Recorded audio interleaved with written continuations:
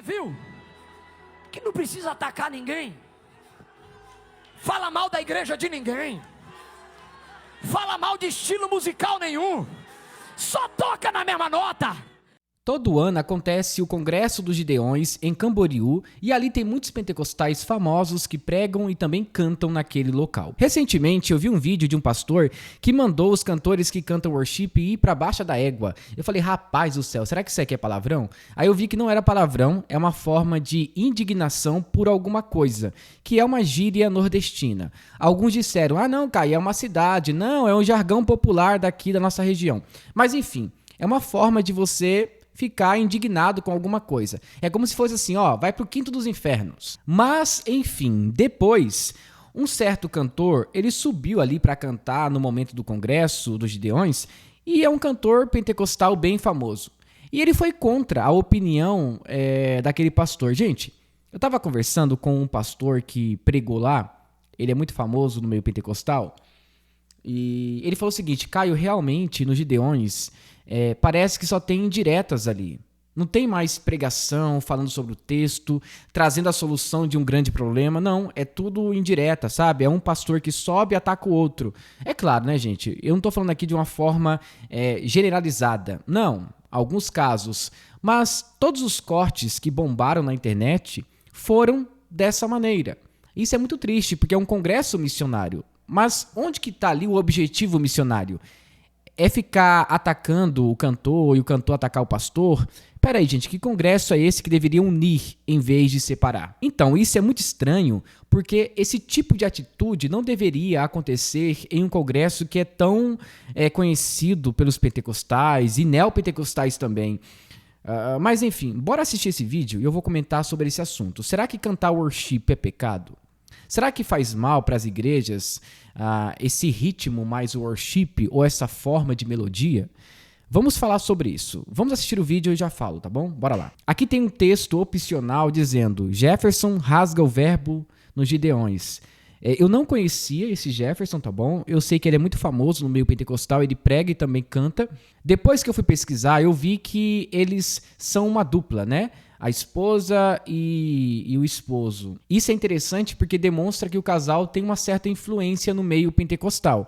Então eu não sei o peso da fala desse pregador nos Gideões, tá? Mas eu quero falar sobre esse assunto que ele vai tocar agora. Que não precisa atacar ninguém. Fala mal da igreja de ninguém. Fala mal de estilo musical nenhum. Só toca na mesma nota. Quando ele fala sobre o ritmo ou até mesmo a forma musical, ele está fazendo uma referência ao pastor que anteriormente pregou aí, dizendo que o worship não é muito legal, é muito adocicado e que vai para baixa da égua, né? Eu acho que ele não gostou muito porque, pelo que eu sei, ele tem algumas músicas que tem essa pegada worship, depois eu fui assistir, e talvez isso trouxe um tipo de indignação para ele. Eu acho que o púlpito não é lugar para você ficar mandando indiretas para ninguém, tá? E muito menos ficar dando resposta para a pessoa A ou B. Se você tá ali, pregue aquilo que você preparou na sua casa.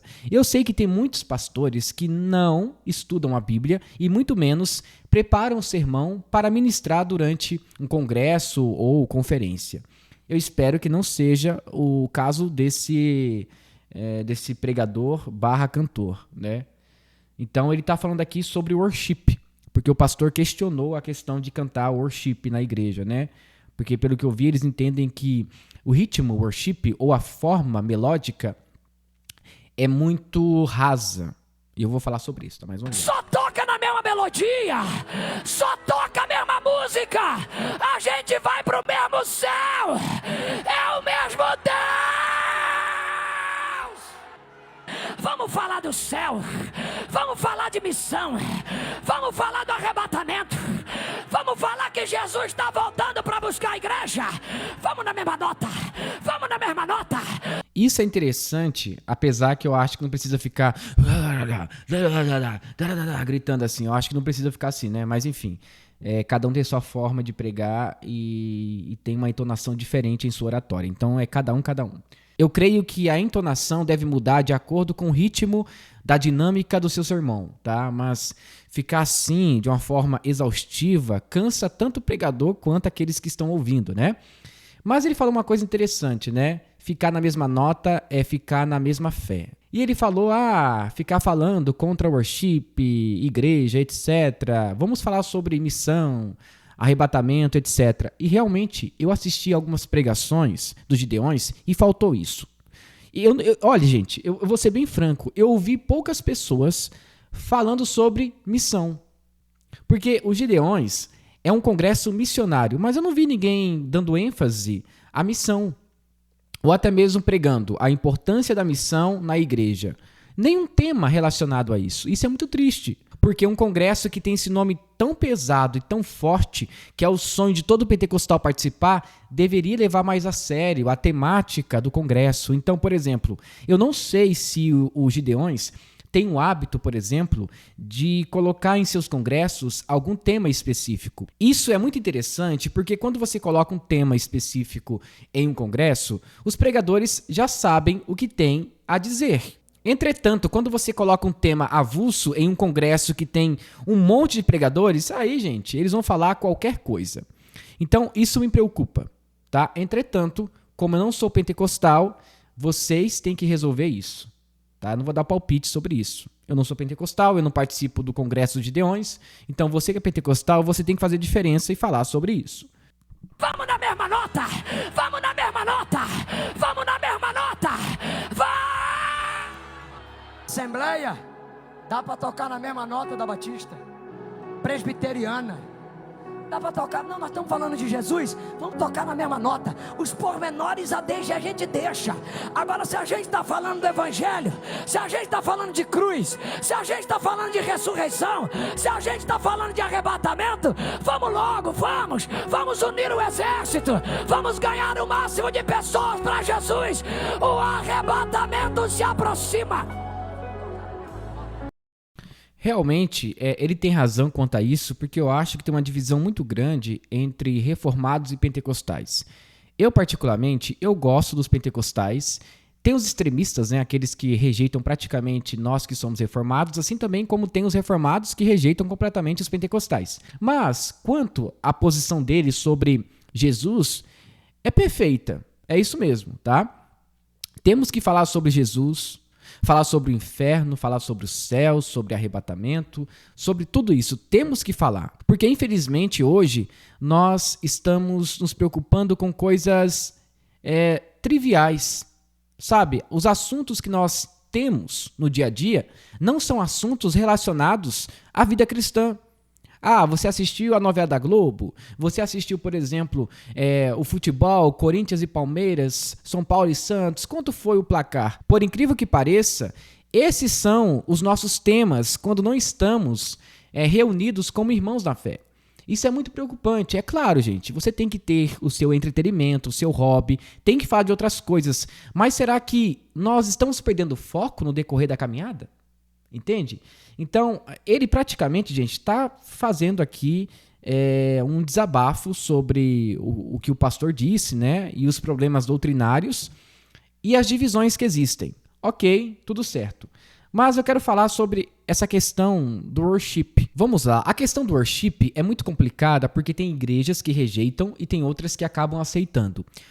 A minha grande dificuldade com essa ideia do worship, né? Ao estilo musical, é que é muito pobre teologicamente. Coloca no refrão ali 2 ou 3 frases e fica repetindo 1000 vezes. Eu sei que um worship não tem que ter somente isso, tem que ter um contexto, uma elaboração entre os estrofes e o refrão. Então tem que ter a temperança. O que edifica? O que não edifica? É bíblico louvor ou não é?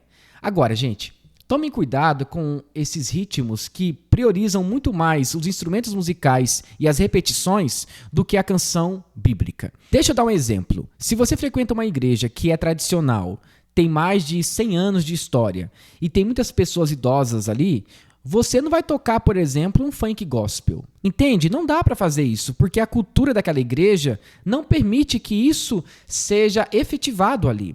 Agora, tem outros casos, uma igreja mais nova, que tocar worship, ok, tá tudo certo. Então, gente, tem que ver como que a igreja vai reagir e como que ela cresceu ouvindo as músicas ou inários. Aí você vai descobrir qual é a cultura daquela igreja.